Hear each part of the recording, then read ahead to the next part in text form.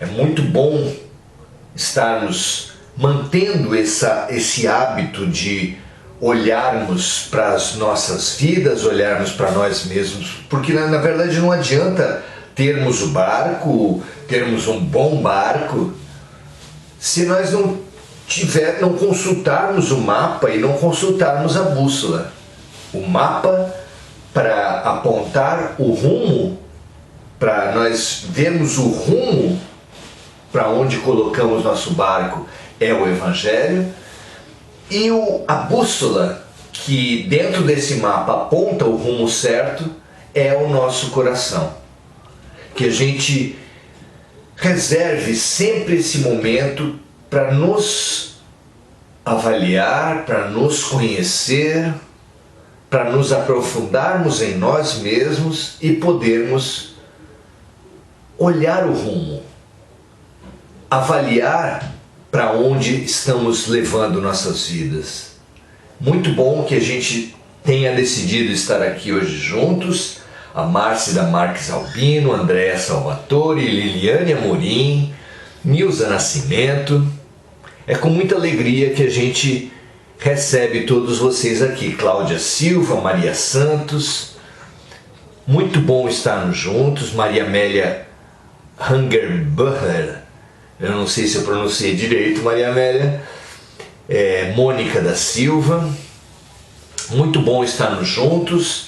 E vamos estreitar essa proximidade, porque não basta estarmos juntos pela conexão, pela internet, mas precisamos estar juntos pela essência, para que tenhamos uma boa noite de estudos, um bom encontro em nós, entre nós e com Deus. E para isso, vamos estabelecendo essa conexão através da oração, dizendo e mobilizando dentro de nós as nossas melhores energias, dizendo: Pai Nosso. Como é importante nós falarmos e sentirmos Pai Nosso.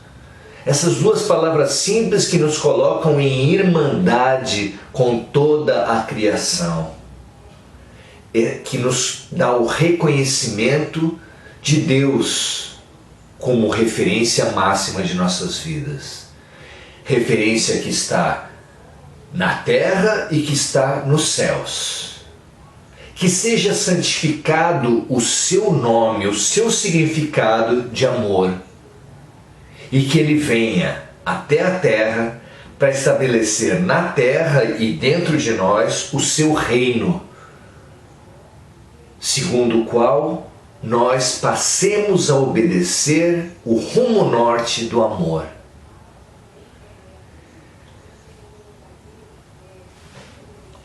O pão nosso, que nós consigamos nos nutrir nessa integração com Deus, nós consigamos nos nutrir de fazer a vontade do Pai. Que o pão nosso de cada dia nos seja dado hoje e sempre. Perdoa, Pai, os nossos erros, as nossas desarmonias, mas Tu, mais do que ninguém, sabes que esses erros são inerentes ao aprendizado, mas que nós também, para recebermos o perdão divino, o perdão da vida, sejamos capazes de abrir-nos ao perdão do outro, de todos aqueles que erraram conosco. Perdoai então as nossas dívidas da mesma forma que temos perdoado os nossos devedores. Não nos deixes cair na tentação de voltar atrás, na tentação de viver no passado, nos conformando, nos paralisando no ego, mas livrai-nos de todo o mal, que é o egoísmo, que assim seja. Graças a Deus.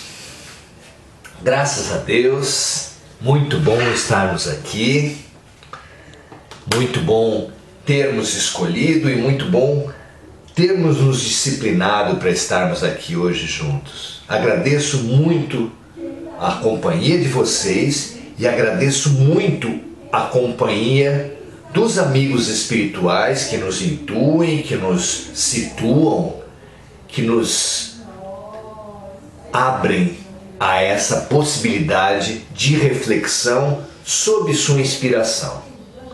Nós sabemos que esse mecanismo é cooperativo e é belíssimo.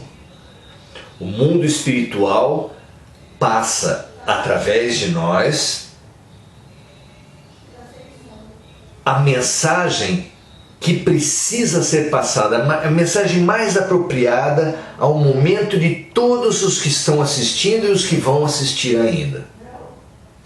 É claro que o mundo espiritual não consegue passar tudo pelo instrumento perfeito, como a luz mesmo, que tem dificuldade de atravessar um vidro grosso, sujo, torto. Mas a mensagem que consegue ser transmitida através do instrumento insuficiente chega até vocês. E ao chegar a vocês, se vocês estiverem bem sintonizados e abertos de coração, os amigos espirituais de vocês, os espíritos familiares, os espíritos protetores de cada um, vão recodificar, vão estimular que vocês ouçam as palavras e construam as ideias de acordo com as vossas necessidades. É um mecanismo lindo que começa, tenham certeza, em Jesus, vem pelos seus arcanjos, seus anjos, seus missionários, seus mensageiros, seus obreiros, os ajudantes de seus obreiros até nós, passa por nós e chega até vocês, e todos nós, com a ajuda dos nossos amigos, podemos recolher desse momento aquilo que nós mais necessitamos. Muito legal estarmos aqui, muito legal termos uma mínima consciência do nosso papel e do papel da fraternidade, do papel da união entre nós. Hoje nós viemos falar sobre o capítulo 6, o Cristo Consolador do Evangelho segundo o Espiritismo. Nesse capítulo, desse livro maravilhoso, que nos acompanha há vários anos porque contém realmente mensagens maravilhosas, trechos estratégicos das Escrituras Sagradas, interpretados, iluminados com a visão de luminares como Erasto, Paulo de Tarso, Santo Agostinho, entre diversos outros. Aqui, nesse capítulo, especialmente, vem até nós uma mensagem do próprio Espírito da Verdade. O próprio Espírito da Verdade vem falar conosco no capítulo 6, o Cristo Consolador. Quem é o Espírito da Verdade? Há debate sobre isso, mas o próprio capítulo nos dá a versão, o papel do Espírito da Verdade da boca do próprio Jesus. E ele nos diz assim, lá no capítulo 14, versículos 15, 16, 17 e 26 do Evangelho de João. Se vós me amais, guardais meus mandamentos, e eu pedirei ao meu Pai, e ele vos enviará um outro Consolador. Quando Jesus fala do outro Consolador, fica claro que o primeiro Consolador é ele mesmo, não é? Eu vos enviarei, e ele vos enviará um outro Consolador, a fim de que permaneça eternamente convosco. O Espírito da Verdade, que o mundo não pode receber porque não o vê e não o conhece. Mas quanto a vós, conhecê-lo-eis, porque permanecerá convosco e estará em vós. Mas o Consolador, que é o Santo Espírito, que meu Pai enviará em meu nome, vos ensinará todas as coisas e vos fará relembrar tudo aquilo que eu vos tenho dito. Olha que coisa bonita nós entendermos esse papel. Jesus, não sendo o caso de retornar para a terra em carne, já que a mensagem dele, a lição dele não foi ainda absorvida pela classe, pelo conjunto dos alunos da humanidade, evidentemente, ele prometeu que se nós permanecêssemos no ensino dele, de Jesus, embora não ainda o compreendendo, não o aplicando, não o vivendo, mas que nós, se permanecêssemos nele, ele pediria a Deus e Deus nos enviaria o Espírito da Verdade. E esse Espírito da Verdade, ele não seria visto por nós, mas permaneceria conosco eternamente. Como assim? Se Jesus, os profetas, Moisés, Buda, Sócrates, ninguém conseguiu permanecer conosco eternamente, como o Espírito da Verdade conseguiria? Como o Consolador poderia? Jesus dá outras dicas. Nós não veremos o Consolador porque ele é o Espírito da Verdade. Ficaria conosco eternamente e falaria de tudo, falaria toda a verdade para nós, relembraria tudo que ele mesmo falou e mais. Do conjunto dessas características únicas do Consolador prometido, cada um de nós tira a conclusão de quem é esse Espírito da Verdade, quem é esse Consolador prometido, quem é esse grande educador enviado por Deus a pedido de Jesus, que ficará conosco para sempre, portanto não pode estar ligado à matéria perecível, porque a matéria perecível tem um início, meio e fim, que estará a serviço de Jesus e que revelará toda a verdade, fato que nem o Mestre conseguiu fazer, dada a dureza dos nossos corações, segundo ele mesmo. Como? Quem poderia, ao longo da eternidade, falar para nós de toda a verdade? Não é mesmo? Nas instruções, nas instruções dos Espíritos, nesse capítulo 6, o Cristo Consolador, vem uma mensagem chamada o Advento do Espírito da Verdade. Aqui são mensagens lindas, 3 mensagens, se não me engano, uma mais bonita que a outra, 4 mensagens, nos dando orientações viscerais. Cabe a sugestão para vocês de fazerem a leitura integral desse capítulo, que é muito curto, mas muito impactante. Ele começa assim, o Espírito da Verdade: venho como antigamente, entre os filhos transviados de Israel, trazer a verdade e dissipar as trevas. E a partir dali, o Espírito da Verdade ratifica a ideia do Deus bom, do Deus único, do Deus amplo e generoso que Jesus nos veio trazer, mas que os homens se desviaram do caminho reto e largo de Jesus, por serem fracos, por se entregarem às trevas das suas inteligências, e a partir de entregar-se às suas trevas, entregaram-se também às trevas que o influenciaram e que o influenciam até hoje.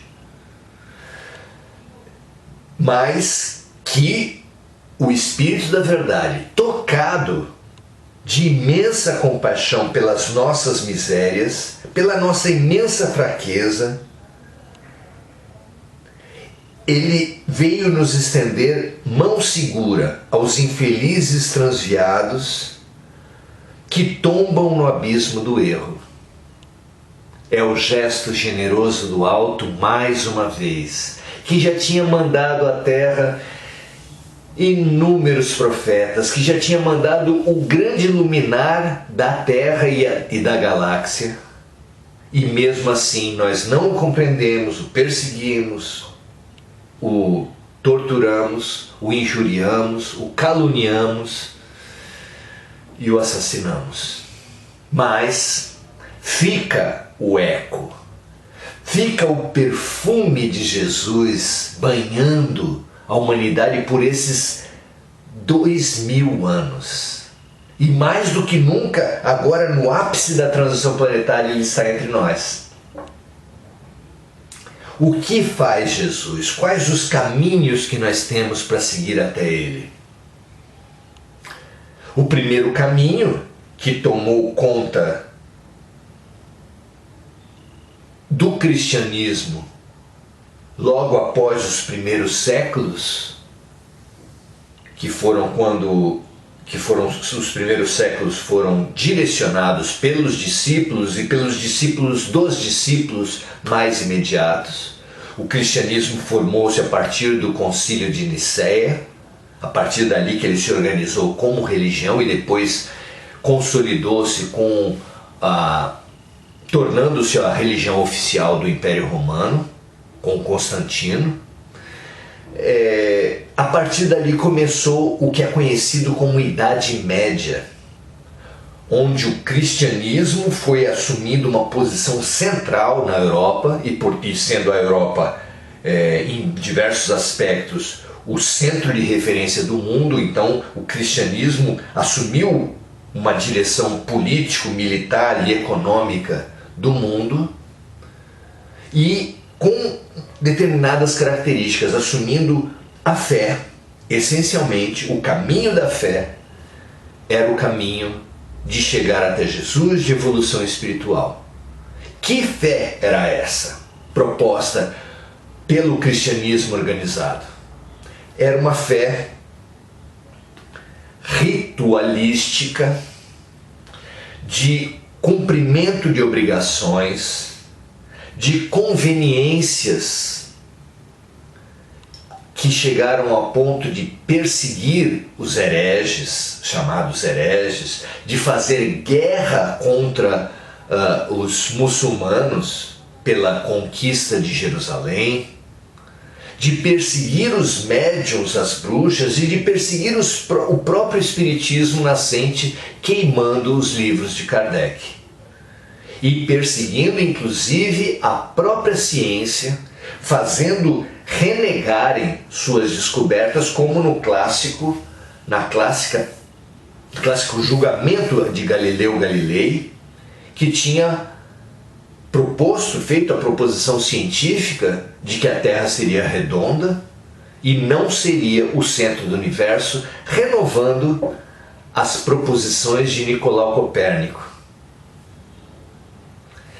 Essa briga, essa dominação do cristianismo institucional, com todas as manifestações que não estivessem dentro de um estreito cercado, proibindo livros, proibindo mediunidades, proibindo interpretações diferentes, proibindo a doutrina da reencarnação lá no início, tornou o cristianismo uma instituição fechada, política, econômica e muito limitada na sua ação espiritual, que tinha uma interpretação muito particular de fé e apontava a fé cega como caminho único de elevação espiritual. Isso trouxe, é claro, que inúmeros prejuízos.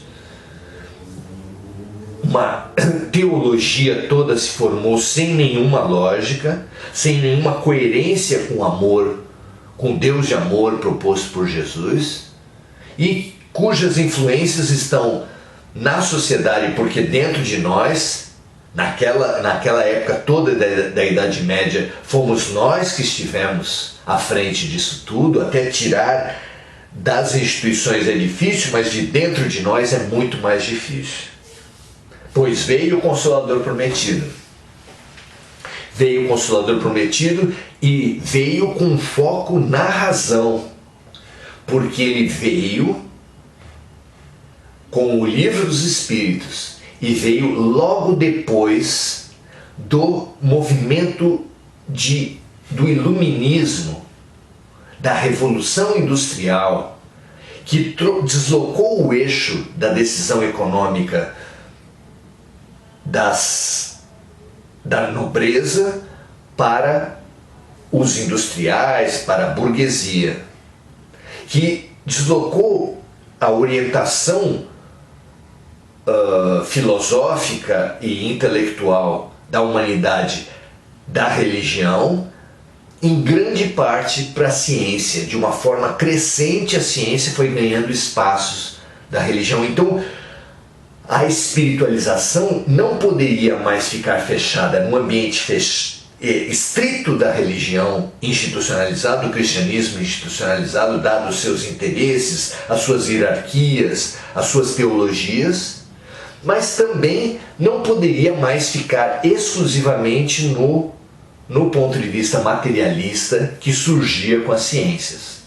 Foi por isso que veio o Consolador prometido, agregando a contribuição não do cristianismo religioso, mas do próprio Cristo, trazendo o método racional da ciência, que é a essência da ciência, a essência do espiritualismo, para trazer uma nova realidade. Essa nova realidade veio através do Livro dos Espíritos, 1019 perguntas e respostas. Livro que nós sugerimos para todos os amigos. Leiam. Ali estão praticamente todas as questões mais importantes que há tanto tempo desafiam a alma humana. Começa com: que é Deus? Pergunta número 1. E ali vai desvendando a ação de Deus através de leis, levantando as questões mais importantes para nós passarmos a entender. Porque o ser humano, iluminado pelas ciências, já não aceitava mais uma visão dogmática. Aquela visão do tem que ser assim, do que é assim porque Deus quis. Não. Precisava-se também do entendimento racional de por que existem os problemas humanos, os problemas da natureza, as relações entre países, entre forças, as culturas, os hábitos, a mente. Tudo isso foi objeto da ciência e não era mais possível tentar trazer uma proposta espiritual para o ser humano que não contemplasse a ciência. Foi assim que o Consolador veio como ciência e veio também como filosofia. Uma ciência e filosofia com consequências ético-morais muito que nós nos acostumamos muito a ver nas melhores proposições religiosas. Tanto é que na continuidade do Livro dos Espíritos nós tivemos o Evangelho segundo o Espiritismo, codificado também por Allan Kardec, reunindo contribuições de espíritos que se manifestavam por todo o mundo como sempre se manifestaram. A mediunidade, ela é tão antiga quanto o homem e vai continuar modificando-se, mas como mediunidade, do início até sempre, é uma propriedade do espírito, é uma verdade do espírito. Não há por que ser contra ou a favor. Você pode ser contra a lei da gravidade, que ela vai continuar a existir. Você pode ser contra a mediunidade, mas ela sempre acontece. E quando não acontece com a psicografia, com a materialização, com a voz direta, com a psicofonia, que é a fala, a chamada incorporação, Ela vai acontecer de formas mais sutis, mas certamente com todos, através das ideias que surgem do nada, das inspirações, das eurecas, através dos sonhos que nós percebemos serem verdadeiros, serem vivências reais, nossas mesmas de outras vidas, ou agora com os nossos entes queridos já falecidos, e inúmeras outras possibilidades do universo onírico, o universo dos sonhos, não é? Pois esses dois caminhos não são caminhos teóricos de lutas avançadíssimas entre ciência, religião e filosofia. Essas duas forças da razão e da emoção, da fé que precisa se depurar dos interesses, dos amesquinhamentos institucionais, e da ciência, que também precisa se livrar dos seus dogmas, dos seus interesses, porque a ciência também se vendeu para os interesses econômicos e políticos do tempo, tanto quanto a religião. A ciência não tem moral para acusar a religião de ter se submetido vergonhosamente, como se submeteu aos interesses políticos e religiosos, políticos e econômicos do seu tempo, porque a ciência também ficou a reboque da guerra, a ciência também ficou a serviço das megacorporações e dos grandes interesses econômicos. Agora, como fez Kardec com a orientação do alto, tirando o melhor da religião e o melhor da ciência, trazendo Jesus, mas com um método científico, nós também precisamos buscar e construir dentro de nós a fé raciocinada. Uma outra maneira de ler, de viver o mundo, a partir dessas duas forças fundamentais, que Emmanuel, o guia espiritual de Chico Xavier, falou que são duas asas, através das quais nós vamos alcançar o reino dos céus. É uma mensagem, é uma imagem muito linda, muito feliz de Emmanuel, porque a asa, o sistema de voar através das asas, ele exige duas. O pássaro que tiver uma asa belíssima não conseguirá voar, ele precisa de duas, equilibradas, igualmente bem desenvolvidas. Nós também precisamos de ciência e precisamos de religião bem desenvolvidas, lúcidas, depuradas dos seus interesses políticos e econômicos e ególatras. Então, essas duas asas, elas são fundamentais porque o movimento de uma estimula e fortalece, dá base para o movimento da outra. Elas precisam agir coordenadamente. Ciência e religião, em você, a fé e a razão em cada um de nós, precisa se coordenar, precisa se interapoiar, de maneira que nós possamos fazer o que Jesus nos propôs e perceber em todos os ambientes filosóficos, científicos ou religiosos o discernimento, de entender dentro das religiões e dentro das ciências o que é dos homens, o que é de Deus. Quando nós percebemos, conseguimos então dar a César o que é de César e a Deus o que é de Deus. Porque não podemos idolatrar os homens. A idolatria cabe apenas a Deus. Não é verdade? E assim nós podemos perceber que leis científicas são também leis espirituais. Como a cada ação corresponde uma reação, de igual intensidade e sentido contrário. Na natureza nada se cria, nada se perde, tudo se transforma.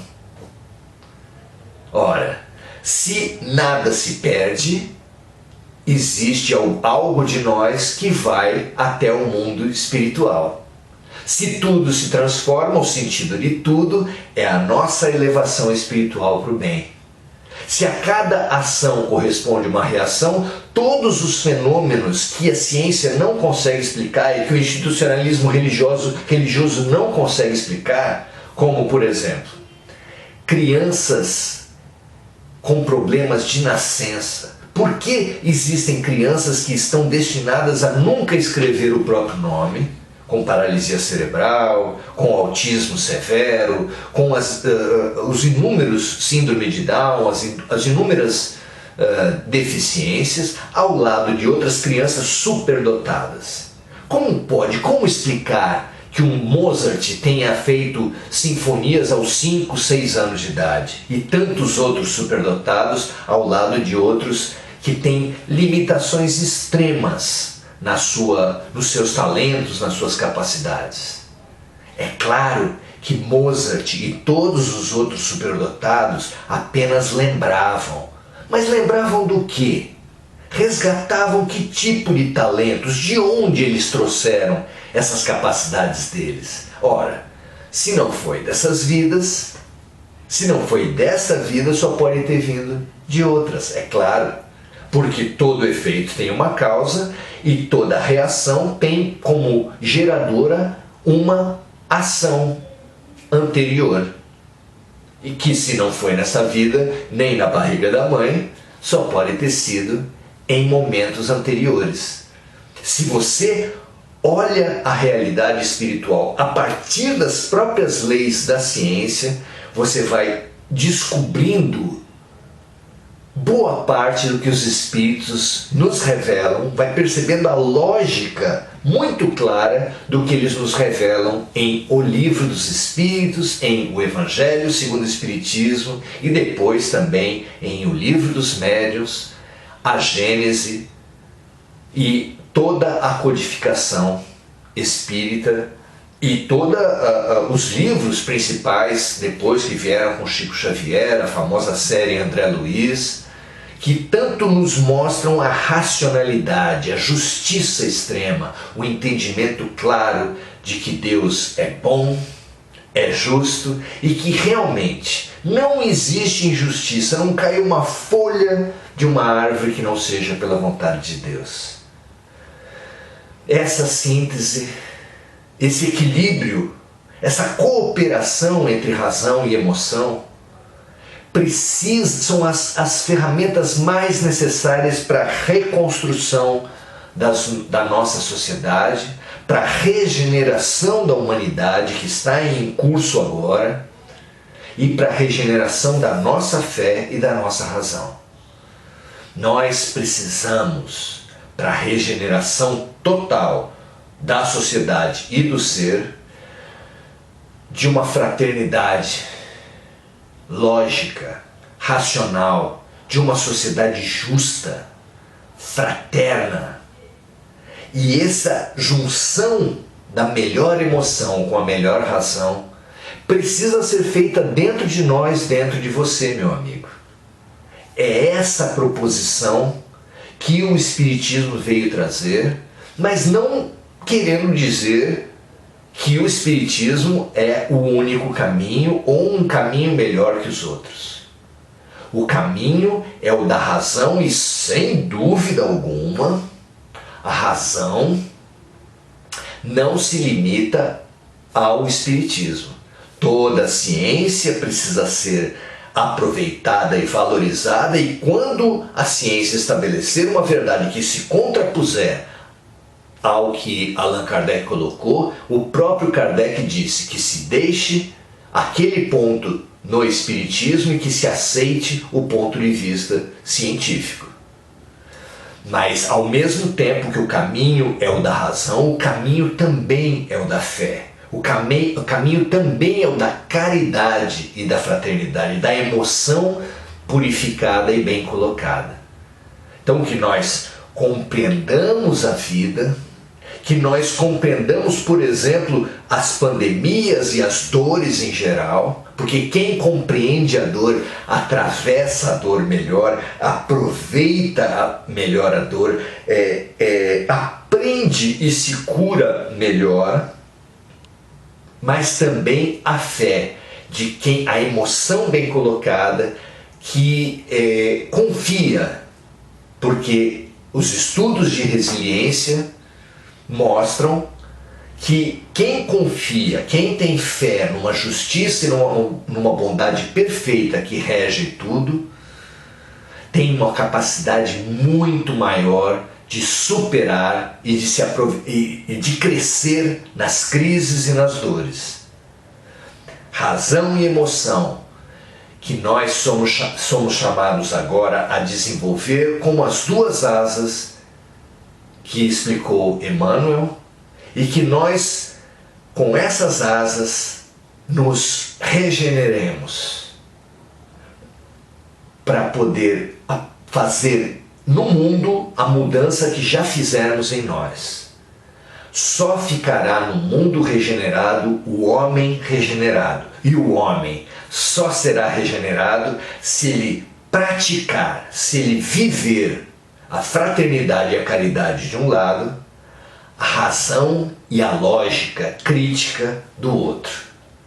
Sejamos nós essas aves que, de posse de tão fabulosas asas, alcançarão o reino dos céus.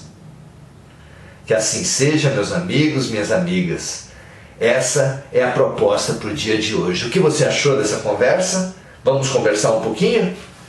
Agora, a gente dá uma leitura geral sobre as proposições, o que cada um viu nessa conversa, o que isso estimula em cada um. Vamos lá, vamos ver o que cada um traz.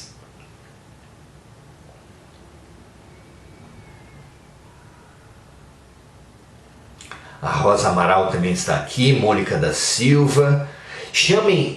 Não esqueçam de sinalizarem esse material para todas aquelas pessoas que você entender que ele possa contribuir, já que ele não é um chamamento ao Espiritismo como caminho único. O caminho único é o da razão bem colocada e o da fraternidade bem colocada. Tenhamos claro que não há essa exclusividade, essa competição, pelo menos o Espiritismo não entra nela. Márcia Florença, Maria Luísa Vieira Ramos, Angelina, nossos grandes amigos, a Mônica sempre chamando outros amigos, sempre lembrando-se de outros amigos para os quais essa mensagem pode servir. Façam mesmo. Vamos ver quem traz alguma questão para a gente conversar.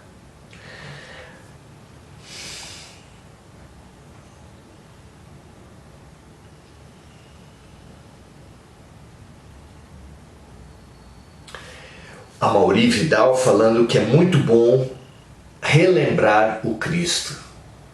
Foi isso que Jesus falou que o Consolador prometido viria fazer. Relembrar tudo o que ele já tinha falado antes. É muito bom falar de Jesus mesmo. É isso mesmo, Amori. Ana Nery, Angelina, Kátia.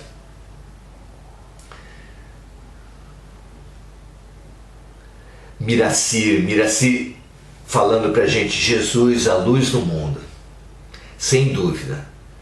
Andréia falou que está travando, tomara que tenha passado que tenha voltado depois. Outras colegas também falando. A Rosa fala assim, na verdade, a Igreja Católica, os poderosos, só colocaram na fogueira as pessoas de posses, que era para ficar com seus bens. Mandava colocar provas de heresias para poder torturar. É a história que mostra isso, é isso mesmo, Rosa. Só que isso, a venda das indulgências, as perseguições, a intolerância, as guerras e torturas promovidas, fizeram nascer, com Martinho Lutero, uma dissidência importante que questionava esse mercantilismo que tomava conta do cristianismo através da Igreja Católica. Para desespero, imagino eu, de Martinho Lutero, também o protestantismo acabou se mercantilizando, Porque isso não é um problema dos católicos, é um problema do ser humano que percebe o poder grande da igreja e distorce para projetos políticos e econômicos, pessoais ou de grupo. É uma tragédia, são os vendilhões do templo que se renovam no seu terrível equívoco dos falsos cristos e falsos profetas que hoje em dia existem em grande quantidade, falando em nome do Cristo inclusive. Muito legal a sua contribuição, Rosa.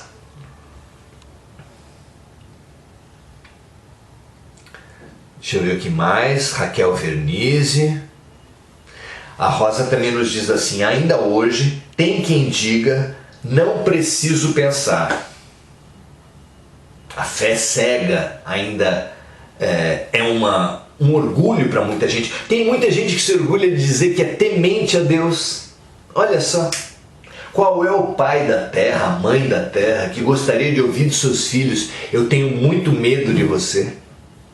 Pois nós nos orgulhamos de sermos tementes a Deus. Mas é claro que o Deus de verdade não é o Deus de temor do Velho Testamento, mas é o Deus de amor do Novo Testamento de Jesus.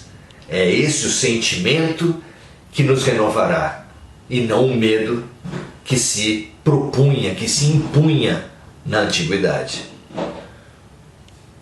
Meu padre ou pastor pensa por mim. O povo tem preguiça mental. Infelizmente, nós nos acomodamos a esse tipo de situação. Hoje, nesse dia de hoje, nesse exercício de hoje, nós somos estimulados a fazer o contrário, a termos uma relação de inteireza com Deus, que não use só o coração, mas que equilibre coração e mente para ter uma fé integral, uma fé que possa argumentar, que possa entender, que possa dialogar e se apoiar mutuamente na ciência, na boa ciência, na melhor ciência que existia. Nós precisamos mais do que nunca de uma fé desinteressada, não necessariamente ligada a uma instituição, protestantismo, budismo, umbanda, não interessa, não é isso que é o mais importante é a fraternidade, que é o caminho por excelência para chegar até Deus, mas uma fraternidade lógica, racional, que busque essa justiça e essa sociedade regenerada que nós estamos construindo. E que se nós não estivermos dignos dela, iremos para outra sociedade, para outro mundo, não iremos para o inferno. Iremos para outro mundo que estiver começando o seu processo de expiação e provas, para nele darmos a nossa contribuição de almas evoluídas, mas também recebermos a contribuição das almas mais primitivas para realizarmos essa tarefa do equilíbrio entre uma razão robusta e uma fé robusta. Se a gente vai ter que fazer isso mais cedo ou mais tarde, aqui ou num mundo muito mais primitivo, aonde você prefere fazer? Claro que é aqui onde estão seus afetos, onde estão as melhores condições. Então, regeneremo-nos já. Entendamos a lógica de Deus. Não briguemos com os fatos da vida, sejam eles amargos ou difíceis, como a pandemia, como outras tragédias, como tragédias pessoais. Os aparentes males são necessários. Então, eles não são males. Se a vacina é doída, ela é uma picada que vai nos fortalecer. A dor, a mesma coisa. Estude, entenda a ação de Deus, entenda a lei de ação e reação, entenda o amor se fazendo presente em tudo que acontece à sua volta. E assim, essa fé raciocinada vai lhe fortalecer cada vez mais.